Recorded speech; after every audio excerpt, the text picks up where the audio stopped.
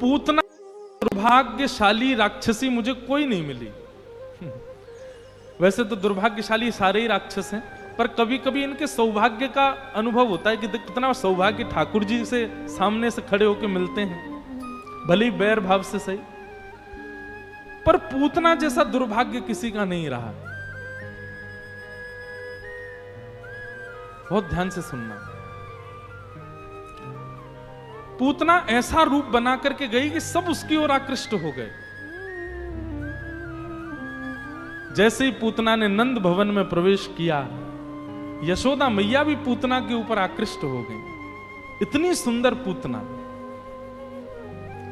ये मानव का स्वभाव है कि वो व्यक्ति के बाह्य आवरण से उसके हृदय को परखने की कोशिश करता है। ये सबसे बड़ी भूल है हमारी। जरूरी नहीं है, और जरूरी नहीं 99% ऐसा जरूरी नहीं है कि जो बाहर से सुंदर है वो भीतर से भी अच्छा ही होगा।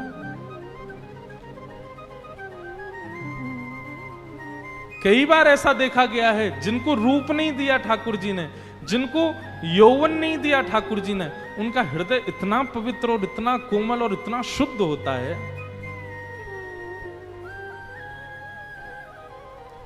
इसलिए भैया कभी भी किसी के प्रभाव पर मत रीझो, सदैव स्वभाव देखो। ये ठाकुर जी का स्वभाव है, वो आपके प्रभाव से नहीं रीझते। आप कितनी महंगी गाड़ी में गए हो, कितने महंगे वस्त्र पहन के गए हो, कितना श्रृंगार करके गए हो, कितने सुंदर बन के गए हो, आप जैसे आपके पीछे खड़ा व्यक्ति आपसे कुरूप है, ठाकुर जी उससे भी वैसे ही मिलेंगे, आपसे भी वैसे ही मिलेंगे। वो ये प्रभाव पर कभी नहीं रीझते। हमको भी ऐसा ही होना चाहिए। कोई कैसा भी हमारे सामने आ जाए, कितने भी सुंदर वस्त्रों में, कितने भी महंगे वस्त्रों में आ जाए, कितने भी गुण दिखाता हुआ आ जाए, तब तक जब तक स्वभाव ना दिख जाए उसका, उससे प्रेम करना नहीं। प्रेम करने का मतलब प्रीति सबसे करो, पर हृदय में स्थान उसी को दो जिसका स्वभाव मधुर हो। पूतना सबको अपनी ओर आकृष्ट करती हुई पहुंच गई। ऐसी सुंदर बनकर के गई है कि यशोदा मैया के मन में भाव आने लगा, अरे विधाता तेने बहुत बुरा कियो मेरे संग। मेरो लाला कछु वर्ष पहले जन्म ले लेता तो यही तो ब्याह कराती अपने लाला को। इतनी सुंदर। आओ आओ आओ। अरे बहन पहली बार देखी हो, कहां की हो तुम? पूतना ने की, पास के गांव की हूं। मैं कहीं आऊं जाऊं ना हूं, मेरी सास मुंह को कहीं जान ना दे, लेकिन आपके लाला को यश सुनकर के मुंह से रहे हो नहीं गए हो तो मैं तो चली आई। अरे आओ आओ बैठा जाओ। और यशोदा मैया ने बिना कुछ विचार किए ठाकुर जी को उसकी गोद में दे दिया। पूतना ने अपनी गोद में लाल जी को ले लिया। थोड़ी देर चर्चा होने लगी। यशोदा मैया किसी कार्य से इतना विश्वास कर लिया पूतना के ऊपर। क्यों? क्योंकि स्वरूप सुंदर है, क्योंकि वस्त्र अच्छे पहने। भगवान की बहुत बड़ी दया। ठाकुर जी का ऐसा स्वभाव नहीं है। हम लोग इसीलिए पछताते हैं, हम लोग इसीलिए धोखा खाते हैं अपने जीवन में, क्योंकि हम उस व्यक्ति से प्रभावित हो जाते हैं जिसका स्वरूप और वस्त्र सुंदर हो, या उसका बाह्य प्रभाव ऐसा हो जो हमको अपनी ओर आकृष्ट कर ले। प्रभाव नहीं, स्वभाव देखो। मैंने दुर्भाग्यशाली क्यों कहा पूतना को? पूतना से सब रीझ गए, पूतना के प्रति सब आकृष्ट हो गए, पर वही पूतना जब त्रिलोकीनाथ, जगत नियंता, जगदाधार, जिनकी एक दृष्टि पड़ जाए तो हमारा जीवन सफल हो जाए, ऐसी राक्षसी पूतना उन त्रिलोकीनाथ को जब अपनी गोद में लेती है, भगवान नेत्र तो बंद कर ही लेते हैं, ऊपर से हाथ और धर लेते हैं, कहीं इसकी छाया भी मुझको ना दिख जाए। बस यही अंतर समझना है। लोक रंजन की भावना यदि हम रखते हैं तो यह बात निश्चित है कि ठाकुर जी नहीं रीझ सकते।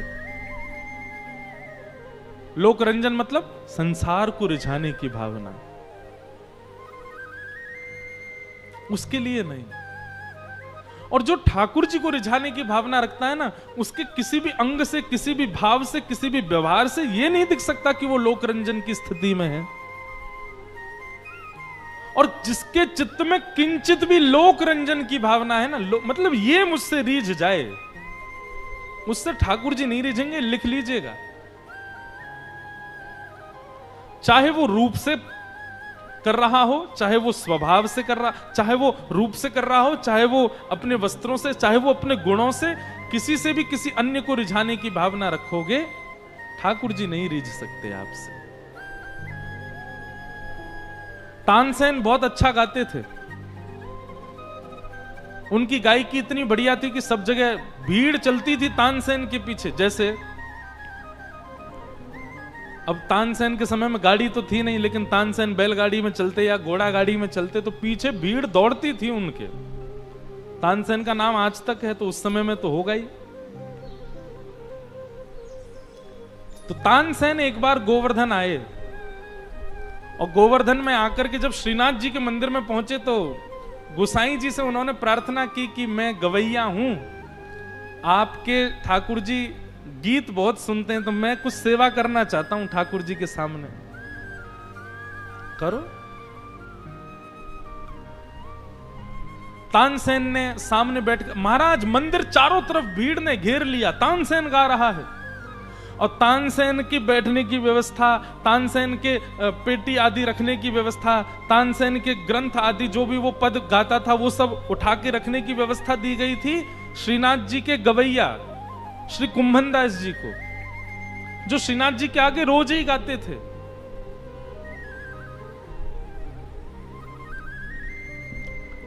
कुंभनदास जी उसके सामान उठा रहे हैं, कुंभनदास जी उसके सामानों को उठा उठा करके इधर से उधर रख रहे हैं। तानसेन को भी लगा ये कोई ऐसा ही कोई सेवक होगा।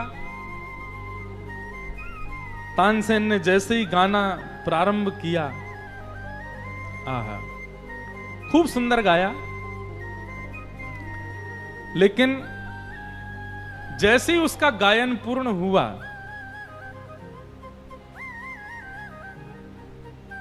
गोसाई जी जो श्रीनाथ जी की सेवा में रहते थे, कुछ भेंट देने के लिए भीतर से लाए। और क्या भेंट लेकर के आए? एक बढ़िया सुंदर महंगा वाला रेशमी कपड़ा, और उस रेशमी कपड़े में भीतर कुछ रख करके और तानसेन को भेंट दी। तानसेन ने जैसे रेशमी कपड़ा देखा, तानसेन को लगा कोई बहुत बहुमूल्य वस्तु होगी इसके अंदर। कपड़ा खोल करके देखा तो उसमें फूटी कौड़ी थी।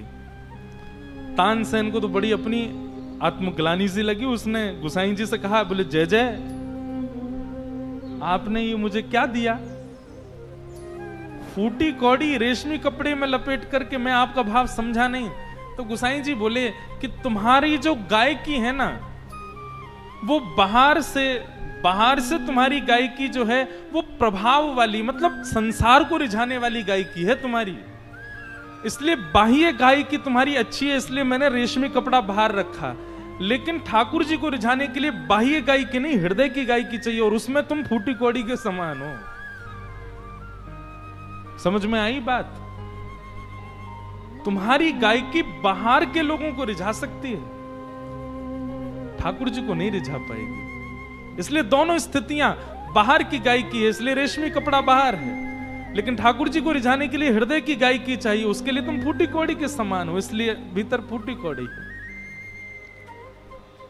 विश्वास मान लीजिएगा, जो व्यक्ति एक बार भी लोक रंजन में चला गया, ठाकुर जी को नहीं रिझा पाएगा। और तब ही रिझा पाएगा जब वो लोक रंजन से बच जाएगा। आज गोस्वामी जी महाराज की मानस जी, तुलसीदास जी की लिखी हुई रामचरितमानस इतनी प्रसिद्ध क्यों है, सबको इतनी प्रिय क्यों है? उन्होंने लोक रंजन के लिए नहीं लिखा। गोस्वामी जी स्पष्ट कहते हैं, स्वांत सुखाए तुलसी रघुनाथ गाथा। मैंने किसी को रिझाने के लिए नहीं, अपने तन को, अपने चित्त को प्रसन्न करने के लिए मैं लिख रहा हूं। क्षमा मांगते हुए कहूं, कई लोग मिलने आते हैं तो मुझसे रोज कहते हैं, आज ये वाला भजन गा दीजिएगा, आज ये वाला कुछ सुना दीजिएगा, पर मैं यहां कुछ सोच करके नहीं बैठता कि मैं ये गाऊं। और अगर मुझसे कोई कह देता है ना ये सुनाइए, तो मेरे मन में ये बात आ जाती है, इसको रिझाने के लिए गाना पड़ेगा, तो वो मुझसे फिर होता नहीं। अपने आप भाव आ जाए तो मैं कुछ भी गा दूं, और यही होना चाहिए, लोक रंजन नहीं।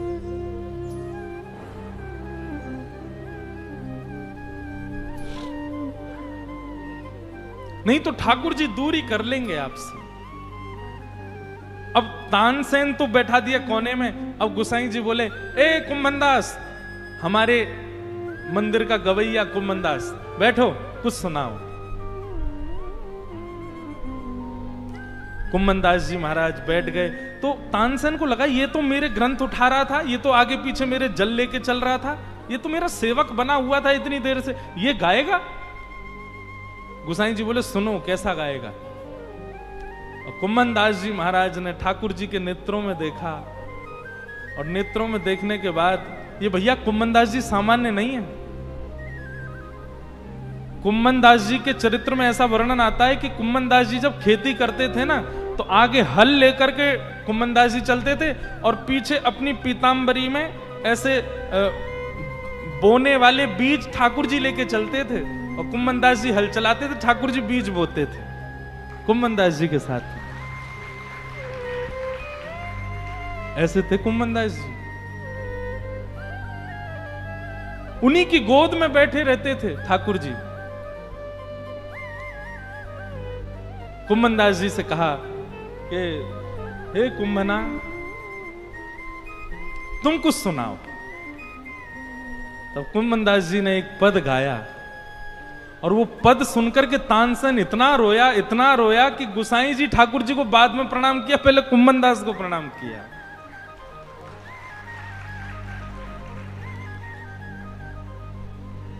कुम्भनदास जी गा रहे हैं, तू है सखी बड़ भाग बड़ी,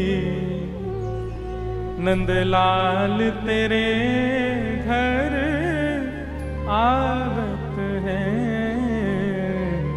तू है सखी बड़ भाग बड़ी, नंदलाल तेरे घर आवत है। तू अपनों श्रृंगार करत है, तू अपनों श्रृंगार करत है। ये दर्पण हाथ दिखावत है, ये दर्पण हाथ दिखावत है। तू है सखी बड़ भाग बड़ी, नंदलाल तेरे घर आवत है। तू है सखी बड़ भाग बड़े, नंदलाल। सब लोग पीछे दोहरा के गाओ, बहुत सुंदर पद है। एक सखी के लिए कुम्भनदास जी कह रहे हैं, तू कितनी बड़भागी है। पूरा विश्व जिनके यश गाता है, पूरा विश्व जिनके पीछे घूमता है, अरी गोपी वो कन्हैया तेरे घर आम है। निज कर गूथ सुमन के गजरा, निज कर गूथ सुमन के गजरा। ठाकुर जी कह रहे हैं, अरे बड़भागी गोपी, वाक्य केशन को लेकर ठाकुर जी वाक्य केश गूथ रहे हैं, और गूथ करके बीच बीच में सुंदर सुंदर गजरा बांध रहे हैं। निज कर गूथ सुमन के गजरा, निज कर गूथ सुमन के गजरा। ये अपने ही हाथ पहरावत है, अपने ही हाथ पहरावत है। तू है सखी बड़ भाग बड़ी, नंदलाल तेरे घर आवत है। तू है सखी बड़ भाग बड़े, नंदलाल तेरे घर सब कोई इनको यश गावत, सब कोई इनको यश गावत, पर ये तेरो यश गावत है, ये तेरो यश गावत है। तू है सखी बड़ भाग बड़ी, नंदलाल तेरे घर आवत है। तू है सखी बड़ भाग बड़े, नंदलाल तेरे घर आवत है। कुंभन दास लाल गिरधर के, कुंभन दास लाल गिरधर के, कुंभन दास लाल गिरधर के, कुंभन दास लाल गिरधर के। ये तो तेरे ही हाथ बिकावत है, ये तो तेरे ही हाथ अरे गोपी बिकावत है। ये गिरधर लाल तोसो इतनो प्रेम करें, ये नंद जी के लाला तोसो इतनो प्रेम करें, अगर तू इनको हाथ पकड़ के कहीं बेच गया ही ना तो ये बिकऊ जाएंगे। ये तोसो इतनो प्रेम करें। तू है सखी बड़ भाग बड़ी, गोपाल तेरे घर आवत है। तू है सखी बड़ भाग बड़े, गोपाल तेरे घर आवत है। तानसेन 2 दिन के लिए मौन अवस्था में चले गए और बस रोते रहे रोते रहे रोते रहे। और तब उन्होंने समझा कि मैं आज तक लोक रंजन के लिए गाता था, आज तक भीड़ को रिझाने के लिए गाता था, आज तक ये सब मेरे पीछे पड़े रहे इसलिए गाता था। कभी ये जाना ही नहीं कि असली गायकी तो नाथ को रिझाने के लिए होती है। असली गुण तो हमारे अंदर स्वामी को रिझाने के लिए आया है, असली गुण तो हमारे अंदर गोपाल को रिझाने के लिए आया है। तो भैया लोक रंजन की भावना नहीं, आप अपने गुण से, व्यवहार से, रूप से, स्वरूप से एक बार भी यदि किसी अन्य को रिझाने की भावना रखेंगे, ठाकुर जी आपसे दूर हो जाएंगे। इसलिए सदा उनकी रिझाने की भावना रखो, नहीं तो हम ही पूतना हैं। पूतना में और कोई कमी नहीं है, यही कमी है कि वो सबको रिझाने के लिए आई है, ठाकुर जी को नहीं। पूतना को ठाकुर जी ने देखा ही नहीं, हाँ आंख बंद कर ली, ऊपर से हाथ और धर लिए। पूतना ने जैसे ही अपना पयोधर भगवान के मुख में दिया, ठाकुर जी ने पीते पीते पीते पीते पीते पीते पीते पहले उसके विष को पिया, दुग्ध को पिया, प्राणों को पिया, पुण्यों को पिया, पापों को पिया, और सबको पीते पीते जैसे ही उसके प्राण खींचने प्रारंभ किए, प्राणै समम रोष समन्वितो पिबत गाढ़म कराभ्याम, इतना कसकर के ठाकुर जी ने उसके प्राणों को पिया। महाराज पूतना तो राक्षसी बन गई, भयभीत होने लगी। सा मुंच मुंचाल मित प्रभाषणी, चिल्लाने लगी, अरे बालक छोड़, अरे अरे बालक पीछे हट। लेकिन ठाकुर जी ने तो इतना कस के पकड़ा, 6 दिन के ठाकुर जी, जाने कहां से इतना बल आ गया। पूतना पूरी ताकत से ठाकुर जी का अंग पकड़ के खींच रही है, लेकिन ठाकुर जी उसके पयोधर को नहीं छोड़ रहे। सा मुंच मुंच, अरे बालक छोड़, अरे बालक छोड़, चिल्लाने लगी। तो ठाकुर जी ने नेक सासा पयोधर मुख से बाहर निकाला, और 6 दिन के ठाकुर जी ने अब पूतना को देखा। क्यों? क्योंकि पूतना के जैसे प्राण पीने लगे तो पूतना अपने वास्तविक रूप में आ गई, राक्षसी बन गई। तब भगवान ने उसको देखा। और भगवान देख करके बोले मौसी जी हम पे तो पकड़वो ही आवे, छोड़वो ना आवे।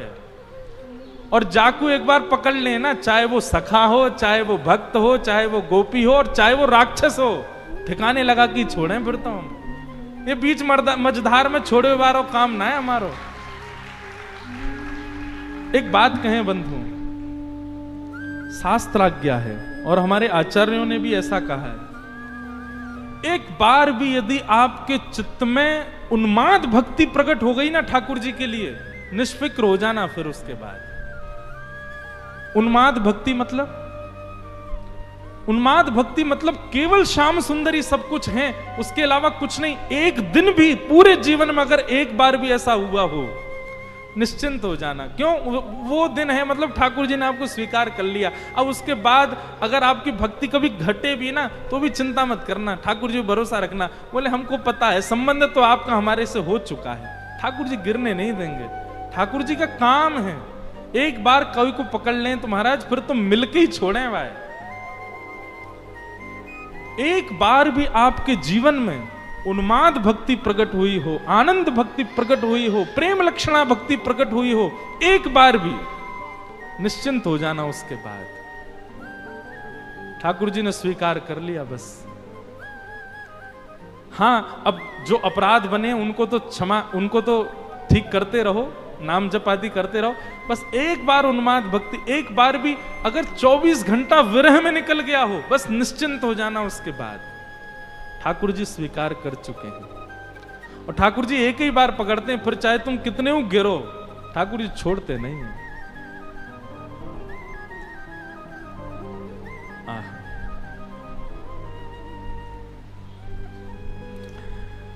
भगवान ने पूतना का वध कर दिया। बोलो पूतना मर्दन भगवान की जय। पूतना का वध किया और वध करके भगवान ने उसको वो गति प्रदान की जो मैया यशोदा को प्राप्त होनी चाहिए थी। कि अहो बकीयम स्तन कालकूटम जिघांक्षया पाययदप्य साध्वी लेभे गतिं धातृचितां ततोन्यं कंबा दयालुं शरणं व्रजेमः। ऐसे ठाकुर जी ने पूतना को सदगति प्रदान की, उसके अवगुणों का भी विचार नहीं किया और उसको सदगति प्रदान कर दी। ठाकुर जी अब धीरे धीरे नेकौर बड़े भय। 3 महीना के जैसे ही लाल जी भय, करवटोत्सव हुआ। ठाकुर जी ने करवट बदली और जैसी करवट बदली महाराज पूरे ब्रजमंडल में नगाड़े बजने लगे। पूछने लगे कहां भय हो? बोले आज नंद के लाला ने करवट बदली है। वाह, करवट उत्सव हुआ ठाकुर जी का। सब ब्रजवासी आए, भोजन प्रसाद पाए, आनंद उत्सव हुआ। तभी वहां सक्टासुर नाम का दैत्य आया और ठाकुर जी ने उस सक्टासुर नाम के दैत्य का वध किया। अब लाल जी नेकौर बड़े है गए, घुटमुन चलन लगे हैं। घुटने के बल ठाकुर जी चलते हैं। 2 दतुइयां ठाकुर जी की निकल आई हैं, उन्हीं से ही सबको काट लेते हैं। जबरदस्ती गोपी आमे और ठाकुर जी के मुंह में उंगली दे दे, ले काट ले लाला। कोई कोई को तो ऐसा पकड़ के काट जाए, रोती डोले फिर पूरे दिन। ऐसे घुंघराले केश हैं, गोल मटोल से गदमदरा से ठाकुर। गदमदरा, ये गदमदरा ब्रजभाषा का शब्द है।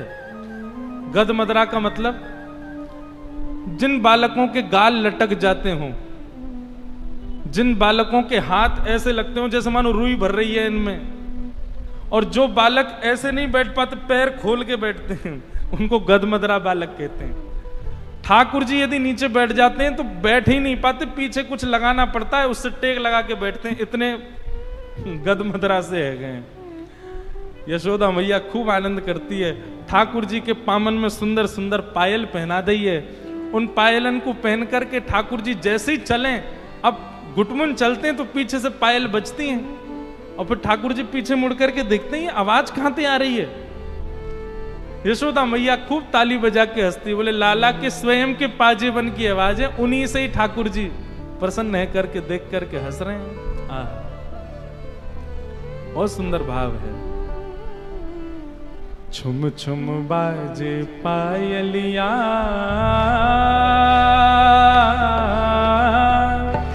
छवि देख लावे कान्हा मेरे घर आए, लाला मेरे घर आए, छुम छुम बाजे पायलिया, छवि दिखलावे कान्हा मेरे घर आए, लाला मेरे घर आए। हमने एक बात सुनो, हमने एक बार कथा में कहा कि भाई अपने अपने घर के ठाकुर जी को इस जन्माष्टमी पे हम जो बताएं वो दो। सुनार के पास जाना, थोड़े दिन पैसे इकट्ठे करो और सुनार के पास जाके अपने ठाकुर जी के पैर के साइज की बढ़िया सोने की पाजेब बनवाओ, और पाजेब ऐसी सुरीली आवाज करवे वाली और ठाकुर जी के पामन में पहनाओ। और यदि नेक और पैसा ज्यादा है गए हो, कमर की कौंधनी बनवाओ, कौंधनी में छोटी छोटी घंटी लगवा दी हो, और अब रोज ठाकुर जी से प्रार्थना करो, बोले जब तक ये सुनाई नहीं देंगे तब तक हम मानेंगे कि आपने हमको स्वीकार नहीं किया। एक माता जी ने कोई ने कथा सुनी यही उल्लासनगर की, वो आई मुझसे मिलने, मुझे बोली महाराज जी मैंने आपकी बताई काम कर दिया, ठाकुर जी को पाजेब पहना दिए। मैंने भी ठाकुर जी से कह दिए तब तक प्राण नहीं त्यागूंगी जब तक ये सुनाई नहीं देंगे मुझे। मैंने कहा वाह भैया, बस ऐसे विश्वास रखो। इस बार की जन्माष्टमी पर सुंदर पायल पहनाओ ठाकुर जी को, सुंदर कौंधनी पहनाओ, और बस रोज रात में यही सोच करके सो कि किसी दिन रात में वो छुम छुम आवाज आवे। अरे दुस्वप्न आएगा ही नहीं, गंदे सपने आ ही नहीं सकते आपको। किसी दिन देखना गदमदरा से ठाकुर जी छम छम करते हुए स्वप्न में आ जाएंगे। ओ छवि दिखलावे कान्हा मेरे घर आए, लाला मेरे घर आए, करताल बजा के गाओ पायलिया, छवि दिखलावे कान्हा मेरे घर आए, लाला मेरे घर आए। ओ कान्हा मेरे घर आए, ओ कान्हा मेरे घर आए, कान्हा मेरे घर आए, कान्हा मेरे वर नंद के लाला की।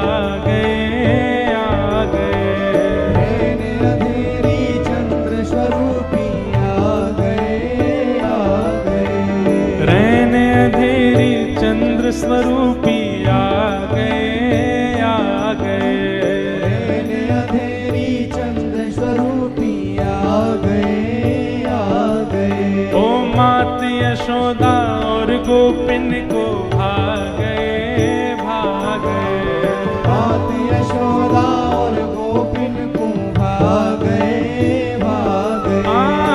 मात यशोदा और गोपिन को भागे, भागे, मात यशोदा और गोपिन को भागे। कैसे हैं? आंधे काली कामरिया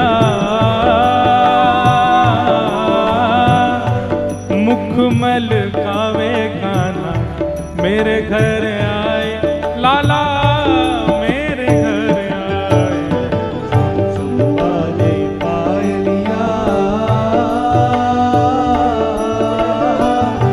छवि दिखलावे कान्हा मेरे घर आए, लाला मेरे घर आए। ओ छुम छुम बाजे पायलिया,